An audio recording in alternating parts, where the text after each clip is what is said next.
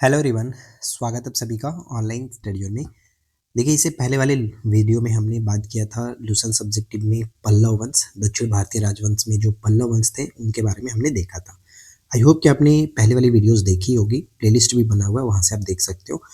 आज हम बात करने वाले हैं चोल और चालुक्य के बारे में देखेंगे, और जितने भी चीज़ें हैं जो एग्जाम के पॉइंट ऑफ व्यू से इंपॉर्टेंट है, जहाँ से क्वेश्चन बार बार पूछे जाते हैं, वो सारी चीज़ें हम इस वीडियो में डिस्कस करने वाले हैं। तो चलिए फिर स्टार्ट करते हैं। सबसे पहले बात करते हैं चोल साम्राज्य के बारे में। तो ध्यान दीजिएगा कि 9वीं शताब्दी में चोल वंश जो है वो पल्लवों के ध्वंसावशेषों पर स्थापित हुआ था।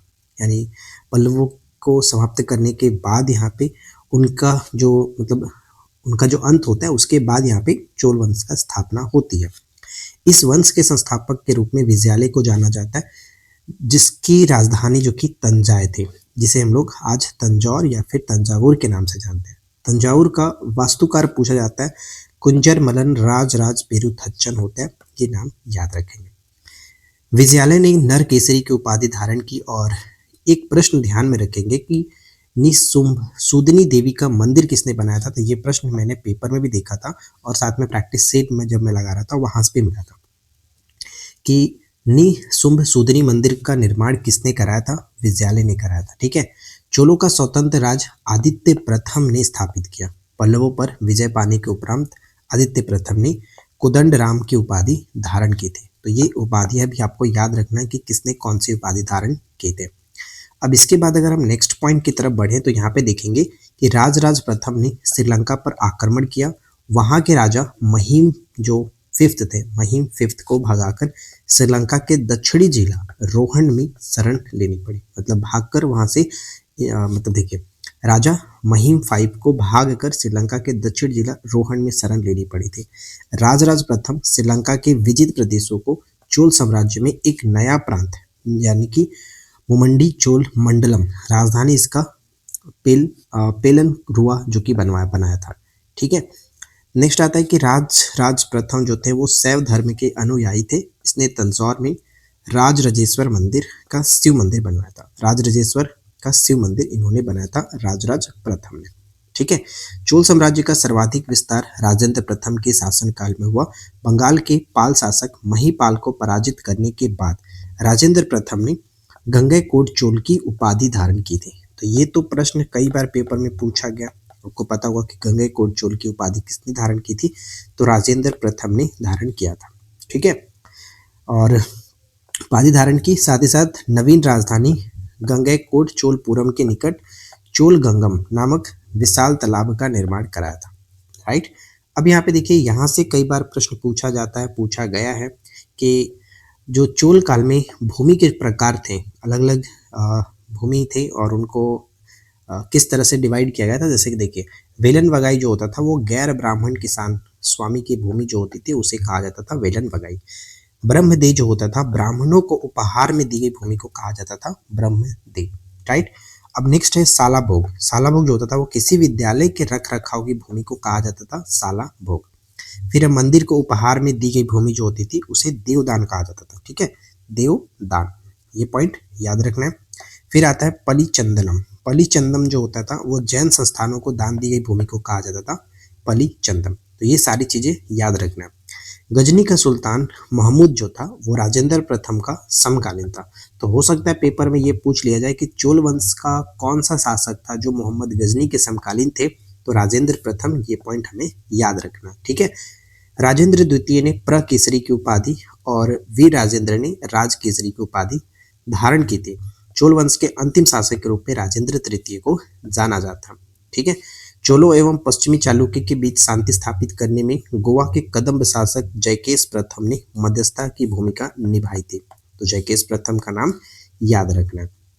फिर आते हैं कलोतुंग जो द्वितीय है, इन्होंने चिदम्बरम मंदिर में स्थित गोविंदराज यानी विष्णु की मूर्ति को समुद्र में फेंकवा दिया था। बाद में क्या हुआ कि वैष्णव आचार्य रामानुचार्य ने उक्त यानी जो मूर्ति थी उस मूर्ति को पुनर्द्वार किया और उसे तिरुपति, ध्यान रखेंगे कि तिरुपति के मंदिर में प्राण प्रतिष्ठापित कराया था। राइट। चोल प्रशासन में भाग लेने वाले उच्च पदाधिकारियों को पेरुंदम और निम्न श्रेणी के पदाधिकारियों को सेरुंदम के नाम से जाना जाता था। ठीक है। आगे बढ़ते। नेक्स्ट यहाँ पे कि चोल जो संपूर्ण चोल प्रांत साम्राज्य था वो 6 मंडलों यानी प्रांतों में विभक्त था, जिसमें मंडलम जो होता था मंडलम कोट्टम में, कोट्टम नाडु में, नाडु कई कुटुंबों में विभक्त हुआ करते थे। अब यहाँ पे ज़्यादा हमें कुछ ध्यान नहीं रखना है। अब नेक्स्ट यहाँ पे है स्थानीय स्वशासन चोल प्रशासन का मुख्य विशेषता था, और ये एकदम वीवीआई पॉइंट है, ठीक है। स्थानीय स्वशासन उत्तर मेरूर शिलालेख से हमें इनके बारे में जानकारी मिलती है, ये भी कई बार प्रश्न पूछा जा चुका है, तो ये हमें याद रखना है।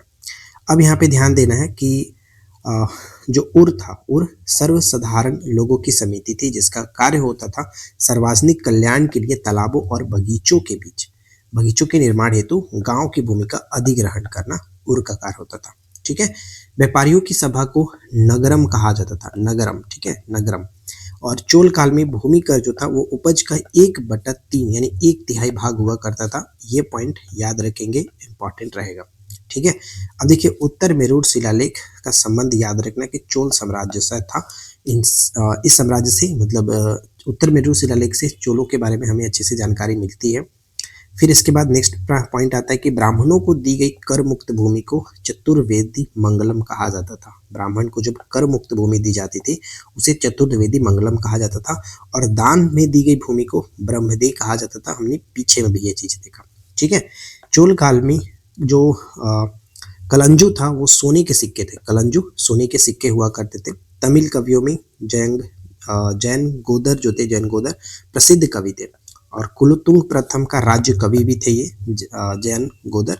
उनकी रचना थी, नाम याद रखेंगे, कलिंग तुपड़ी, ये पॉइंट याद रखना है। फिर आता है एक यहाँ पे देखिए कंबन याद रखना है कि वो तमिल साहित्य के मतलब त्रिरत्न में से एक थे, और पंप, पोन और रन ये जो थे वो कन्नड़ साहित्य के त्रिरत्न के रूप में जाने जाते हैं, राइट। नेक्स्ट है कि पर्सी ब्राउन ने तंजौर के बृहदेश्वर मंदिर के विमान को भारतीय वास्तुकला का निष्कर्ष यहाँ एक्चुअली निष्कर्ष माना। चोलकालीन नटराज प्रतिमा को चोल काल का सांस्कृतिक सार या फिर निचोड़ कहा गया है। ये पॉइंट याद रखना कि पूछा जा सकता है कि निम्नलिखित में से किस कला को सांस्कृतिक सार या फिर निचोड़ कहा जाता है, तो नटराज प्रतिमा, चोलकालीन नटराज प्रतिमा को। नटराज प्रतिमा में शिव को उनकी दाहिनी टांग पर संतुलित रूप से खड़े हुए और उनकी टांग के पंजे से अज्ञान या फिर विस्मृति के दैत्य, ध्यान रखिएगा, अपस्मार को दबाते हुए दिखाया गया, ठीक है। बाकी यहाँ पे आप चाहे पढ़ना तो इसे पढ़ सकते, पेपर के लिए हमें महत्वपूर्ण नहीं है। नेक्स्ट है कि शिव को भारत में नृत्य कला का अधिष्ठाता देवता भी माना जाता है, ठीक है। नेक्स्ट है कि चोल कांस्य प्रतिमाएं संसार की सबसे उत्कृष्ट कांस्य प्रतिमाओं में गिनी जाती है। कांस्य प्रतिमाएं बनाने की कला के संरक्षक के रूप में चोल वंशीय विधवा महारानी जो कि सेवियान महादेवी का नाम विशेष रूप से उल्लेखनीय है, सेवियान महादेवी, ठीक है। शैव संत ईशान शिव पंडित का नाम याद रखिएगा क्योंकि ये राजेंद्र प्रथम के गुरु थे। चोल काल यानी 10वीं सदी का सबसे महत्वपूर्ण बंदरगाह कावेरी पट्टनम हुआ करता था, ये पॉइंट महत्वपूर्ण रहेगा। बहुत बड़ा गांव जो एक इकाई के रूप में शासित किया जाता था उसे तनियार कहा जाता था, ठीक है, तनियार। उत्तर मेरूर शिलालेख जो सभा संस्था का विस्तृत वर्णन उपस्थित करता है परांतक प्रथम के शासनकाल से संबंधित है, ये पॉइंट महत्वपूर्ण रहेगा। चोलों की राजधानी कालक्रम के अनुसार जो भी बदलती रही, जैसे सबसे पहले उरैयूर था, फिर तंजौर हुआ, फिर गंगईकोंड चोल हुआ, फिर उसके बाद चोलपुरम, फिर उसके बाद कांची बना। तो ये क्रम आपको याद रखना है, पेपर में कुछ भी पूछा जा सकता है, ठीक है। चलिए आगे बढ़ते हैं। इसके बाद नेक्स्ट है कि चोल काल में सड़कों की देखभाल कौन करते थे, तो वगान समिति करती थी, वगान समिति। चोल काल में आम वस्तुओं के आदान प्रदान का आधार धान था, धान ये याद रखिएगा, राइट। फिर उसके बाद आगे बढ़े तो चोल काल के विशाल व्यापारी समूह निम्न थे, जैसे कि वलिंजियार, नानादौसी और मणिग्रामम, ठीक है। विष्णु के उपासक अलवार कहलाते थे और शिव के उपासक नैनार कहलाते थे। ये मैंने आपको अविनाश करके एक ट्रिक याद कराया था, अविनाश, ठीक है। अलवार विष्णु के उपासक, नैनार शिव के उपासक, ये बस याद रखें, ठीक है। अब नेक्स्ट यहाँ पे पॉइंट आता है चालुक्य वंश, जो कि सबसे पहले कल्याणी देखेंगे। कल्याणी का चालुक्य वंश कल्याणी के चालुक्य वंश की स्थापना तैलप द्वितीय ने की थी। ठीक है, तैलप द्वितीय ने, जिसकी राजधानी मन्याखेट थी। अब इसमें देखिए अलग अलग जो शासक थे जो फेमस हैं उनके नाम याद रखिएगा। तैलप प्रथम तो याद रखना ही है, फिर तैलप द्वितीय था, विक्रमादित्य था, जयसिंह, सोमेश्वर महत्वपूर्ण रहेगा, सोमेश्वर द्वितीय भी थे, विक्रमादित्य 6, ये नाम याद रखना बहुत जरूरी है क्योंकि इनसे ज्यादातर प्रश्न पूछा गया। सोमेश्वर प्रथम ने मन्याखेत से राजधानी हटा करके कल्याणी, जो कि कर्नाटक, हो सकता है पेपर में पूछे कि कल्याणी जो था वो निम्नलिखित में से किस राज्य का था, तो ये कर्नाटक। ठीक है, कर्नाटक को बनाया। इस वंश का सबसे प्रतापी शासक विक्रमादित्य 6 थे। ये नाम इसलिए बोला मैंने, याद रखना, आगे भी हम नाम देखने को मिलेगा। विल्हन और विज्ञानेश्वर, विल्हन और विज्ञानेश्वर विक्रमादित्य 6 के दरबार में ही रहते थे। तो ये प्रश्न बहुत बार पूछा गया। मिताक्षरा के लेखक कौन है, तो सबसे पहले याद रखें कि मिताक्षरा हिंदू विद्या विधि ग्रंथ याज्ञवल्क्य स्मृति का व्याख्या नामक ग्रंथ की रचना महान विधिवेता विज्ञानेश्वर ने किया था। ठीक है, विज्ञानेश्वर जो कि विक्रमादित्य 6 के दरबार में रहते थे। फिर है विक्रामक देव चरित्रम, विक्रामक देव चरित्र की रचना विल्हण ने किया था, विल्हण ने की थी। इसमें विक्रमादित्य 6 के जीवन का प्रकाश डाला गया। तो ये सारी चीजें बहुत ज्यादा इंपॉर्टेंट है।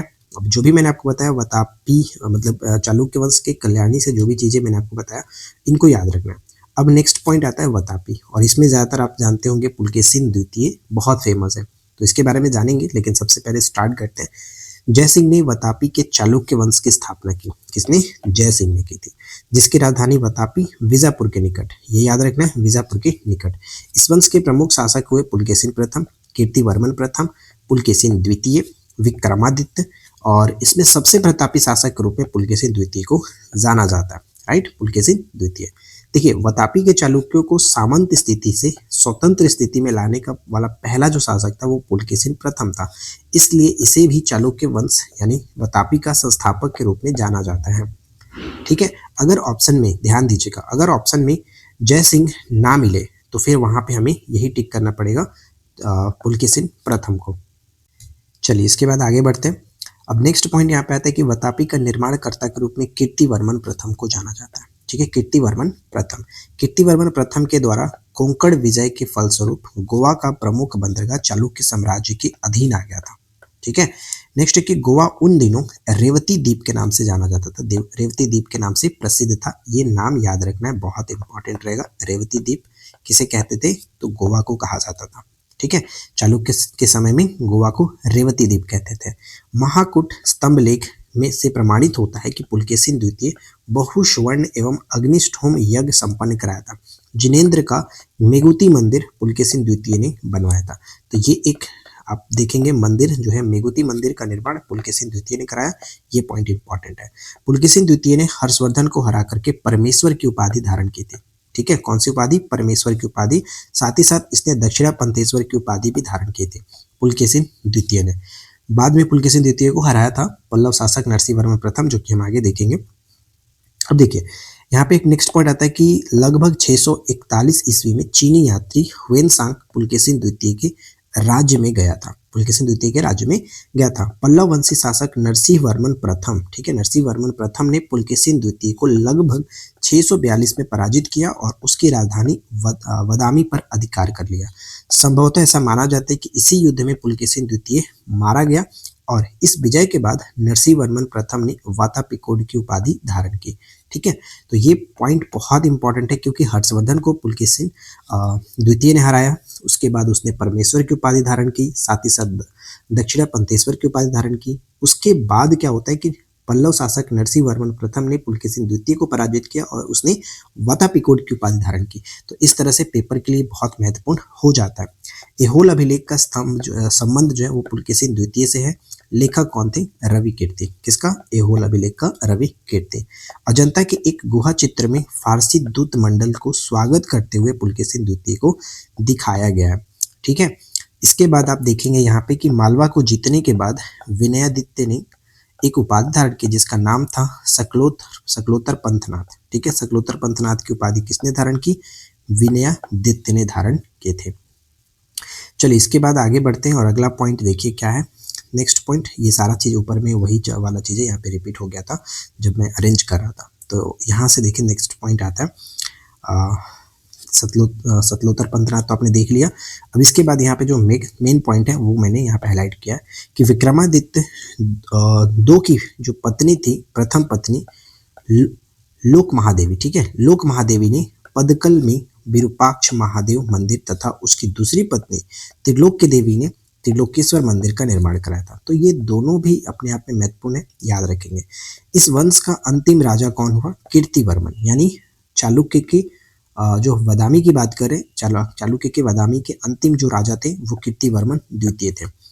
इसे इसके सामंत दंती दुर्ग ने परास्त कर एक नए वंश राष्ट्रकूट वंश की स्थापना की, जिसके बारे में हम आगे चर्चा करेंगे।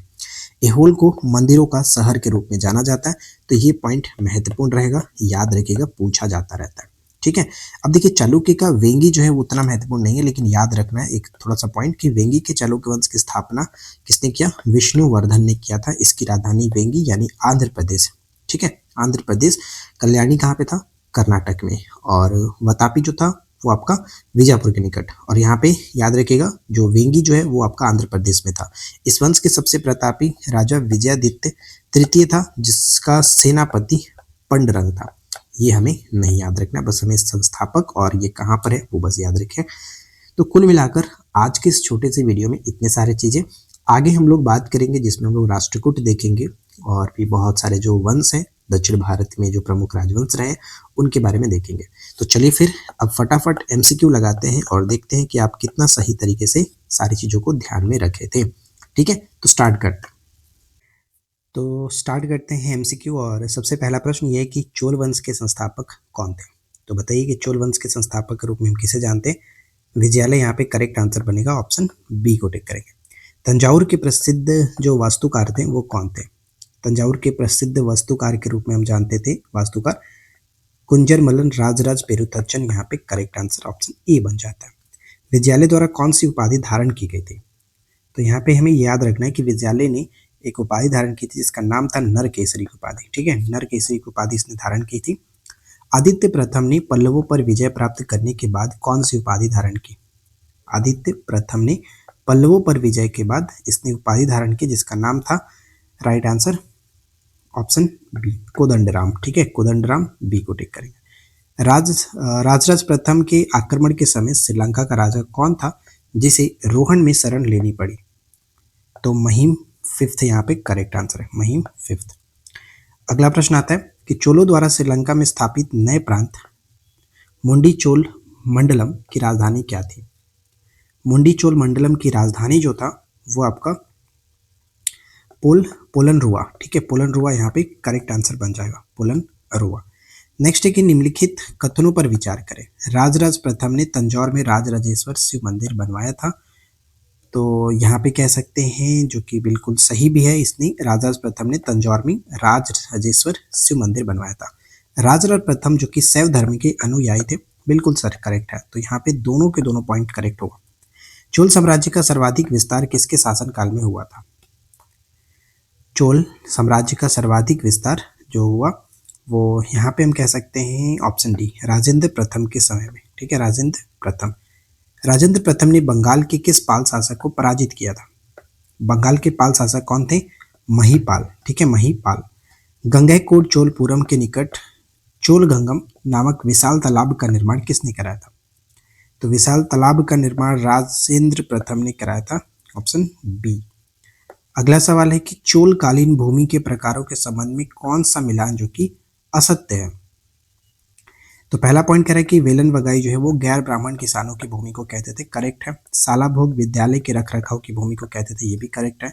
ब्रह्मदेव जैन संस्थानों को दी गई भूमि होती थी, जी नहीं, ब्राह्मणों को दी जाने वाली भूमि को कहते थे और जैन संस्थानों को जो दी जाती थी उसे पलिचंदनम कहते थे। तो यहाँ पे ये पॉइंट गलत है और सी को टिक करेंगे। देवदान होता था मंदिरों को उपहार में दी गई भूमि, तो ये करेक्ट है। जैन संस्थानों को दान में दी गई भूमि को क्या कहा जाता था? तो जैन संस्थान यहाँ पे पलिचंदनम, ऑप्शन ए, पलिचंदनम। निम्नलिखित में से कौन सा शासक राजेंद्र प्रथम का समकालीन था?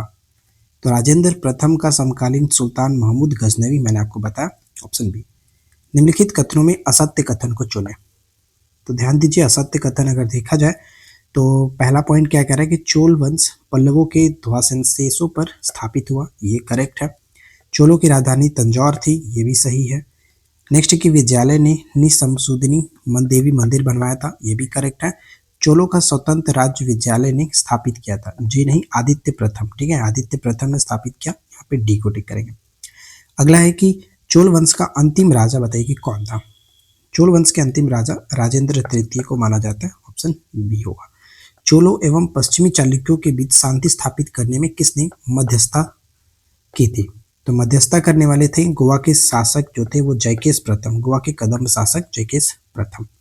चोल उस चोल शासक की पहचान करें जिसने जिसने अकालग्रस्त जनता से राजस्व वसूल कर चिदम्बरम मंदिर का निर्माण कराया था। सोचो कितना निर्दयी है। कुलोत्तुंग जो कि द्वितीय यहाँ पे राइट आंसर होगा, कुलोत्तुंग द्वितीय। अगला सवाल क्या बनता है, नेक्स्ट है कि कुलोत्तुंग द्वितीय ने किस देवता की मूर्ति को चिदम्बरम मंदिर से हटवा करके समुद्र में फेंकवा दिया था। अच्छा यहाँ पे मैंने क्या बताया, नहीं देखिए ये पॉइंट यहाँ पे गलत है, विक्रम चोल यहाँ पे होगा, ठीक है, विक्रम चोल यहाँ पे करेक्ट होगा, ऑप्शन सी। और यहाँ पे हमारा चिदम्बरम मंदिर को हटवा करके समुद्र में फेंकवाया था, वो कौन था, समुद्र में फेंकवा दिया था, वो ऑप्शन बी, गोविंदराज, ठीक है, गोविंदराज यहाँ पे बी को टिक करेंगे, ठीक है, बी यहाँ पे करेक्ट हो जाता है। चलिए अगले प्रश्न पे आते हैं। नेक्स्ट है कि चोल प्रशासन के संदर्भ में असत्य कथन चुने। चोल प्रशासन के संदर्भ में असत्य कथन अगर देखा जाए तो पहला कि उच्च पदाधिकारियों को पेरुंदम कहा जाता था, ये सही है। निम्न श्रेणी के पदाधिकारियों को सेरुंदम कहते थे, ये भी सही है। स्थानीय स्वशासन चोल प्रशासन की मुख्य विशेषता थी, ये भी सही है। तो नेक्स्ट है कि संपूर्ण चोल साम्राज्य 10 मंडलों में विभक्त था, 10 नहीं 6 मंडलों में विभक्त था, तो यहाँ पे डी को टिक करेंगे। अगला है कि चोल प्रशासन इकाइयों के सही अवरोही क्रम बड़े से छोटे में क्या है। तो पहले मंडलम होता था, फिर कोट्टम, फिर नाडु, उसके बाद कुर्रम, यहाँ पे ए हो जाता है सही आंसर। अगला है कि चोल काल में तनियर किसे कहते थे। चोल काल में तनियर जो होते थे वो बहुत बड़ा गांव जो एक इकाई के रूप में शासित होता था उसे तनियर कहा जाता था। प्रांतक प्रथम के शासन काल से संबंधित कौन सा शिलालेख सभा संस्था का विस्तृत वर्णन है। प्रांतक प्रथम के संबंध में अगर देखा जाए तो उत्तर मेरूर शिलालेख यहाँ पे सही आंसर है। चोल काल में प्रचलित कलंजू क्या था। जो कलंजू था वो सोने के सिक्के को कहते थे, बी सही आंसर है, सोने के सिक्के को। कलिंग कलिंग तुप कलिंग तुपड़ी के जो रचयिता थे बताइए कि कुलोत्तुंग प्रथम के राज्य कवि कौन थे। इसके रचयिता कुलोत्तुंग प्रथम के राज्य कवि कौन थे, तो यहाँ पे हमारा सही आंसर बनेगा ऑप्शन सी, जैनगोंदर, ठीक है, जैनगोंदर ऑप्शन सी को। तमिल साहित्य के त्रिरत्न में कौन शामिल नहीं है। शामिल नहीं है तो यहाँ पे पंप जो है वो कन्नड़ साहित्य के थे, तो यहाँ पे बी हो जाता है। अगला सवाल क्या आता है, कन्नड़ साहित्य के त्रिरत्न किन्हें कहा जाता है। तो पंप, पोन और रन को, ठीक है, यहाँ पे ऑप्शन बी होगा। निम्नलिखित कथनों पर विचार करिए। ब्राह्मणों को दी गई कर मुक्त भूमि को चतुर्थ वेदी मंगलम कहा जाता था, कहलाता था, सही है। दान दी गई भूमि को ब्रह्मदेव कहते थे, ये भी सही है। तो दोनों के दोनों कथन सही, इसलिए ऑप्शन सी हो जाता है। किस विद्वान ने तंजौर के बृहदेश्वर मंदिर के विमान को भारतीय वास्तुकला का निष्कर्ष जो कि माना है, तो कौन थे, पर्सी ब्राउन, ठीक है, पर्सी ब्राउन। चोल काल का सांस्कृतिक सार या फिर निचोड़ किसे कहा जाता है, तो नटराज प्रतिमा को, ठीक है, नटराज प्रतिमा को। चोल काल का सबसे महत्वपूर्ण बंदरगाह कौन था।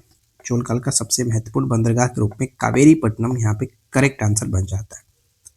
अगला सवाल है कि चोल वंशीय किस विधवा महारानी को कांस्य प्रतिमाओं बनाने की कला के संरक्षक के रूप में जाना जाता है, तो कौन थी वो, तो जिनका नाम था सेवियान महादेवी, ठीक है, सेवियान महादेवी, ऑप्शन बी। राजेंद्र प्रथम के गुरु कौन थे। राजेंद्र प्रथम के गुरु के रूप में ईशान शिव पंडित को माना जाता है, ईशान शिव पंडित। निम्नलिखित कथनों में असत्य कथन चुनना है, तो चलिए देखते हैं असत्य कथन क्या है। पहला पॉइंट कि शिव को भारत के नृत्य कला का अधिष्ठाता देवता माना जाता है, ये सही है। चोल कांस्य प्रतिमाएं संसार के सबसे उत्कृष्ट प्रतिमाओं में गिनी जाती है, ये भी सही है। चोल काल में भूमि दान केवल जैनियों को दिया था, जैनियों को नहीं, अलग अलग लोगों को भी दिया गया, तो यहाँ पे कह सकते हैं ये पॉइंट हमारा गलत हो जाता है। उत्तर मेरू शिलालेख सभा के कार्यों का वर्णन करता है, ये सही था। चोलों की राजधानियों का सही कालक्रम बताइए कि क्या है, तो सबसे पहले उनकी जो राजधानी थी वो था उरैयूर, फिर तंजौर, फिर गंगईकोट चोलपुरम और उसके बाद कांची। तो यहाँ पे बी हो जाता है। भक्ति आंदोलन के संदर्भ में शिव के उपासक क्या कहलाते थे? तो शिव के उपासक को हम लोग अलवार के नाम से जानते थे। ठीक है, अलवार यहाँ पे राइट आंसर है। अच्छा, मैंने क्या बताया था? अविनाश न अविनाश।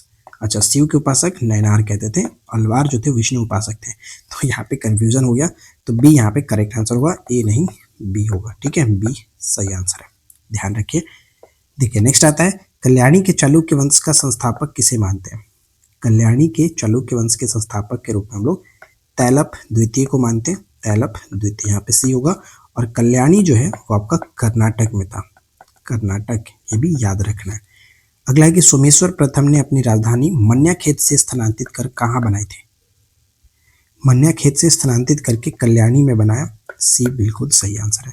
प्रसिद्ध हिंदू विधि ग्रंथ जो मिताक्षरा की रचना किसने की थी?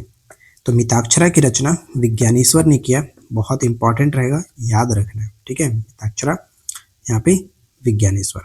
विक्रमांक देव चरित्र नामक ग्रंथ जो है विक्रमादित्य 6 के जीवन पर आधारित है कि लेखक कौन थे? विक्रमांक देव चरित्र, तो ऑप्शन सी विल्हण। ठीक है, विल्हण यहाँ पे करेक्ट होगा। वतापी के चालुक्य वंश की स्थापना किसने की थी?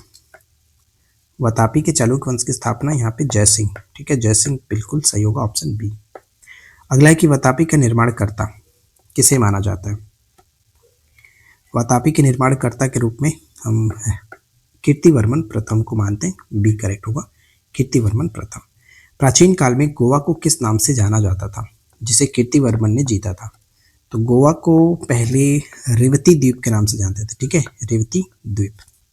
निम्नलिखित कथनों में असत्य कथन चुने, असत्य कथन चुनना है। तो देखिए, विष्णु के उपासक अलवार संत कहलाते थे, एक बार फिर से देख लो भाई, कंफ्यूजन नहीं होना चाहिए। अविनाश, अलवार संत विष्णु उपासक, तो सही है। वतापी के चालुक्यों से सबसे प्रतापी शासक जो था वो पुलकेशिन द्वितीय था, बिल्कुल सही है। वतापी में पुलकेशिन द्वितीय, वतापी जो था वो आपका बीजापुर के निकट था। विल्हण और विज्ञानेश्वर सोमेश्वर प्रथम के दरबार में थे। सोमेश्वर प्रथम नहीं, यहाँ पर विक्रमादित्य 6 के दरबार में ये थे। तो यहाँ पे सी को टिक करेंगे, जो कि गलत है। कल्याणी के चालुक्यों की राजधानी मन्याखेती, ये करेक्ट है। अगला है कि कल्याणी के चालुक्य वंश का सबसे प्रतापी शासक कौन था? तो सबसे प्रतापी तो यहाँ पे कल्याणी की अगर देखा जाए तो विक्रमादित्य 6 ही थे। विल्हण और यहाँ पे एक नाम जो कि विज्ञानेश्वर, दोनों इन्हीं के दरबार में थे। जिनेंद्र का मेगुती मंदिर का निर्माण किसने कराया? जिनेंद्र का मेगुती मंदिर का निर्माण पुलकेशिन द्वितीय ने कराया था, तो ऑप्शन सी बिल्कुल सही आंसर है।